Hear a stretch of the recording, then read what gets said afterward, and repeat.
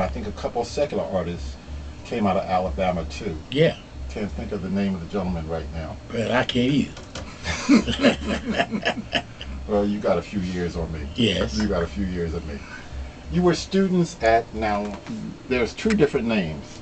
Alabama Institute for the Negro Blind, or the Talladega Institute for the Deaf and Blind. Which one was it?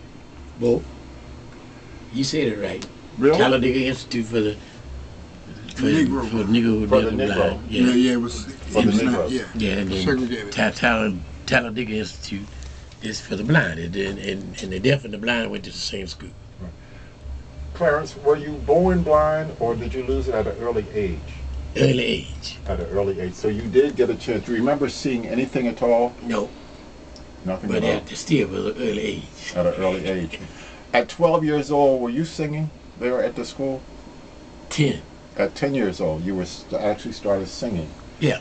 Now, you heard on the radio at that time, the Golden Gate Quartet. Right. Okay, out of Virginia. Yep. Norfolk. Out of Norfolk. When you heard them, what did it do to you? Well, they had good harmony, you understand? So we came up singing good, correct harmony. It was just three of you, wasn't it? No, 5. At that time? Yeah.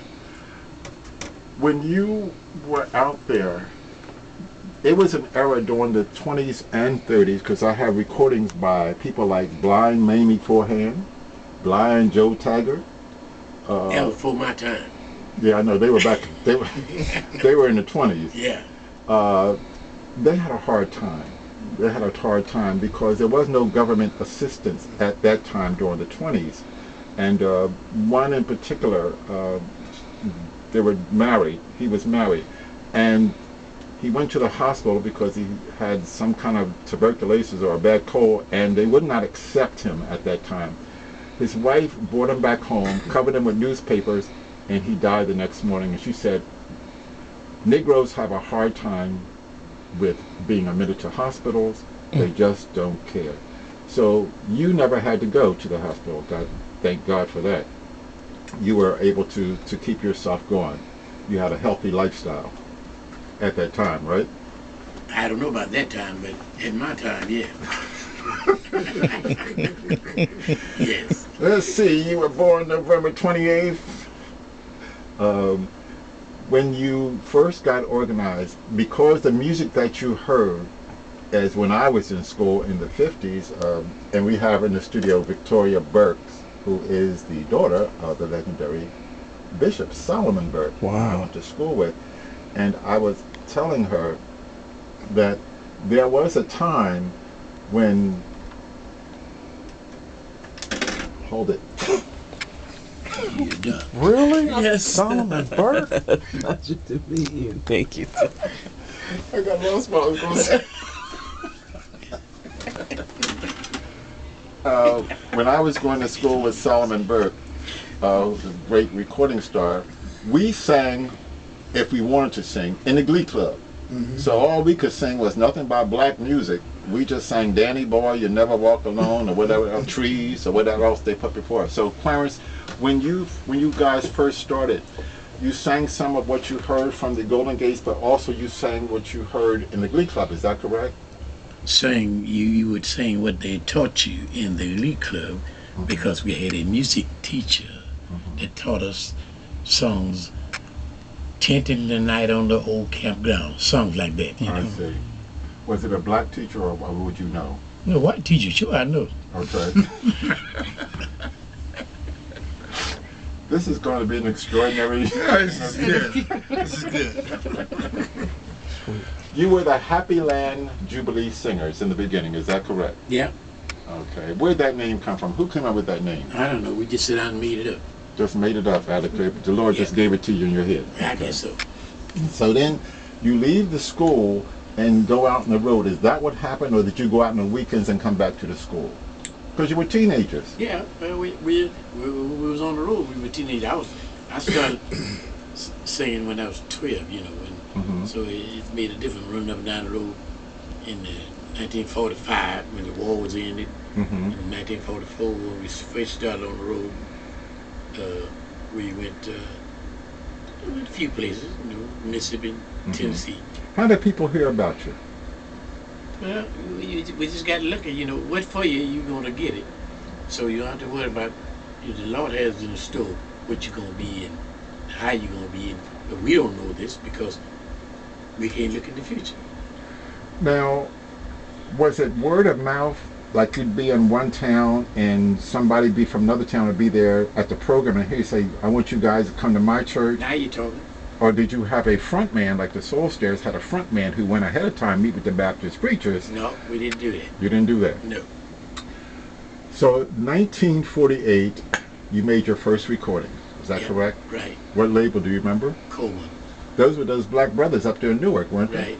Okay. Didn't they have a hotel upstairs? Yes. So you could stay upstairs and come downstairs and record? Yep. In the basement. In the basement. Of course. You left there and then you went to, I don't know if you went out there or Art Roop heard about you from Specialty Records. That was your next move, wasn't it? Specialty Records? No, it was a record company from here, Philadelphia. Gotham? No, it might have been. I can't remember. You going back too far. You reading it and you want me to remember. And I'm not reading. Oh my Am I reading anything, Sam? I'm not reading nothing at all. No, he's not reading it. You're not reading? No, I'm You not. sound like you're reading. Oh boy. I didn't have this with JJ. I didn't have this with Charlie. I didn't have this with Spencer. I didn't have this with Willie. Because they're not talkers. I am.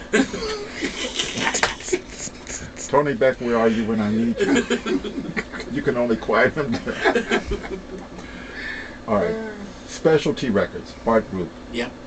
First, what I'd call a major, even though it wasn't a black label, but he had the Blind Boys. He had your group on there. He had Alex Barrett, the Harmonists, Joe May. He had And Little Richard, don't forget that.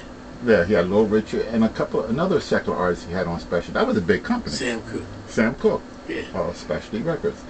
Now, Clarence, let me ask you, this has always puzzled me. I have an album, a cassette by the Archie Brownlee and the Blind Boys of Mississippi. This has always fascinated me. Those of us who have sight can go in a recording studio. The engineer, if we're singing a cappella, the engineer merely points to us. We know when to start. How does a blind group know when to come in if you don't have music? Because you were a cappella for a while, weren't you? Not hardly, but just a little. We might have done a little bit, yeah. How do you know? Because in this particular, Archie and them were getting ready to sing I'm a Rollin'. Yeah. They started singing and then they had to stop. Archie said, and he's fussing with somebody named Shorty. And he said, Shorty, you the loudest mouth. Don't you know when to come in? And they did it 3 times. I have it all on record. 3 times. And they finally got it together. How do you know when to come in? Well, you have instruments. So if somebody's playing, you all know what cue to come in on. Is that correct? Of course. Okay. You got ears, you can hear, so you know. I'm talking about people who are a cappella. All right. I hear you. So you're not a cappella. You are not I was a not cappella. good. Okay. But it's all about timing. Music is just like anything else. So what do? Touch each other? Well, no, you can, like Clarence says, it's about hearing. You hear, and then if you rehearse, you know where you're supposed to come in. One word can give you the signal. But you can see, Sam. But but I can do it also with my eyes closed. Remember, this is what God gave us as a gift. Yes. Our gift to make music is to do it well. And once you know, because you want to do the best that you can. So you don't have to see to do that. You feel it. It's an inner feeling. I understand what you're saying, but again, that's different in person. But I'm talking about in a record studio. In the studio is the same thing. When we go to the studio,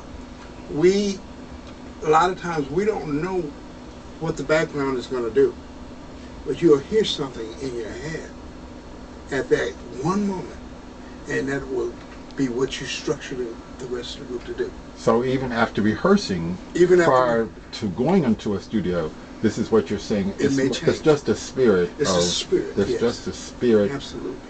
Knowing when to speak and when to be silent. That's the bottom line. Yes.